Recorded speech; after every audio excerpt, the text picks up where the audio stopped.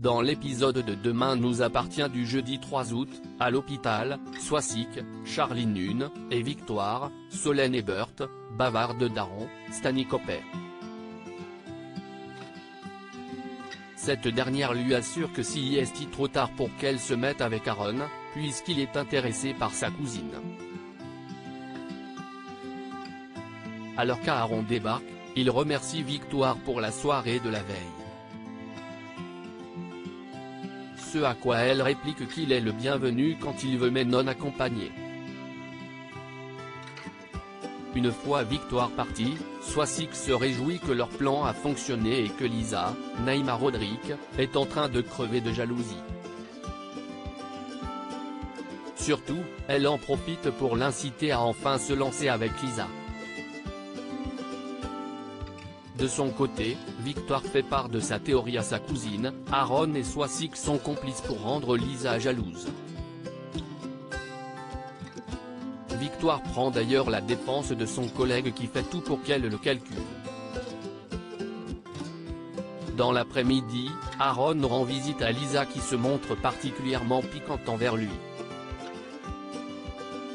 Le médecin fait son mea culpa. Il regrette d'avoir fait n'importe quoi et souhaiterait qu'il recommence de zéro.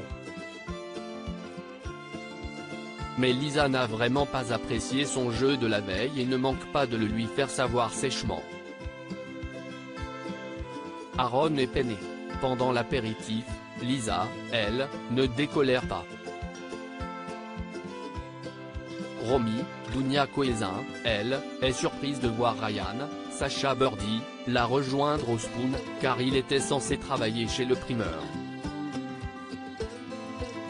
Mais Ryan n'apprécie guère de faire la sale besogne, sous prétexte qu'il est le dernier arrivé. Son patron a mal pris ses remarques et l'a viré. Et puisqu'il n'a pas voulu le payer pour ses 3 heures de travail, il s'est vengé en jetant la clé de la caisse dans les égouts. Ce qui est loin d'amuser Romy qui lui passe un savon. Ryan quitte donc le Spoon. Romy demande ensuite à Bart, Hector Langevin, s'il n'aurait pas du travail pour elle mais son équipe est déjà au complet.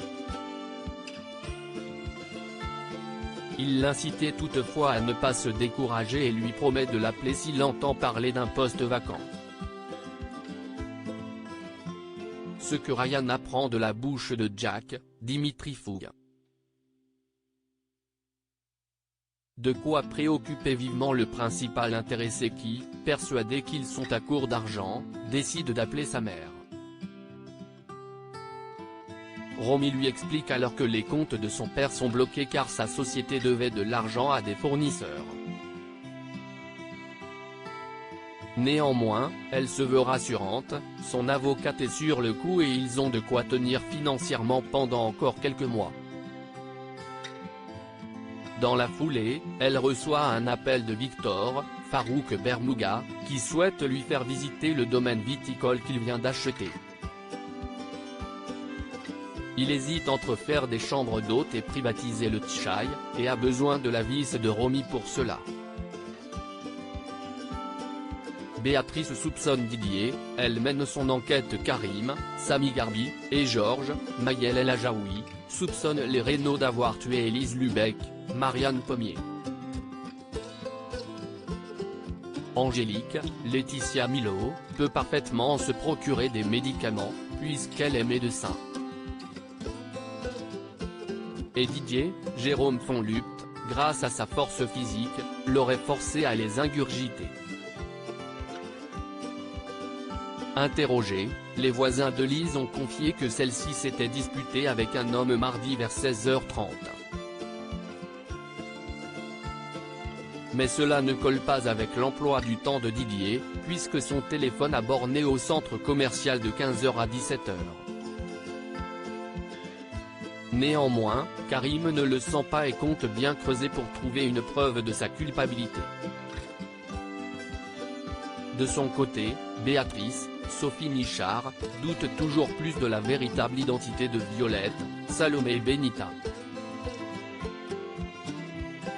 Pendant le petit déjeuner, elle a remarqué que sa nièce n'avait plus de cicatrices à la main.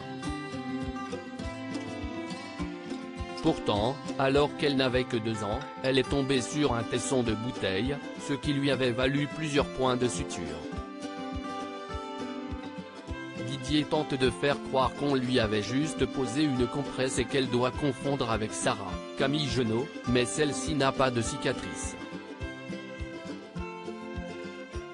Violette émet l'hypothèse qu'avec le temps, sa cicatrice s'est transformée en ligne de la main.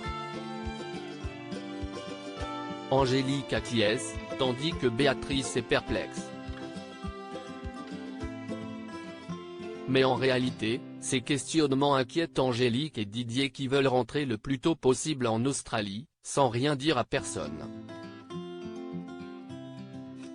Sauf que Béatrice a entendu leur conversation. Elle profite d'un instant où tous se sont occupés pour aller fouiller dans leur chambre. Mais son absence intrigue Didier. Il prétexte donc vouloir chercher du vin, tout en refusant catégoriquement que Roxane, Raphaël Volkov, l'accompagne, pour entrer dans la maison. Il remarque alors que Béatrice sort de sa chambre.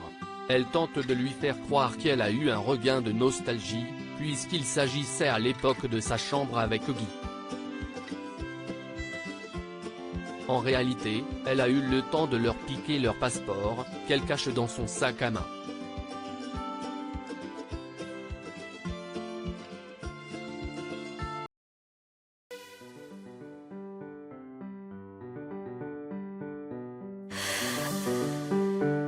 나